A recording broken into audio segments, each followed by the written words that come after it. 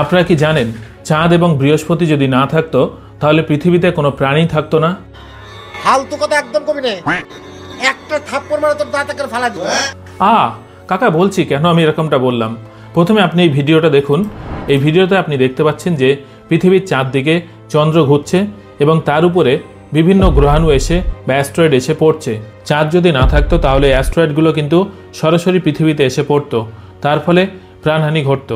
এছাড়াও ভিডিওতে আপনি দেখতে পাচ্ছেন যে চাঁদের উপরে প্রতিনিয়ত অ্যাস্ট্রয়েডগুলো এসে আঘাত করছে, ফলে চাঁদের পৃষ্ঠে কিন্তু বড় বড় গর্ত তৈরি হয়েছে। এগুলো চাঁদ না থাকলে পৃথিবীতেই হতো, সাথে প্রাণহানি তো ঘটতই। এবার আসি বৃহস্পতি গ্রহের কথায়। আমরা জানি বৃহস্পতি সৌরজগতের সবথেকে বড় গ্রহ। এই বড় গ্রহ হওয়ার কারণে তার মাধ্যাকর্ষণ শক্তি অনেক বেশি, যে কারণে সৌরজগতের অধিকাংশ অ্যাস্ট্রয়েডগুলো কিন্তু এই বৃহস্পতি গ্রহের আশেপাশে আছে।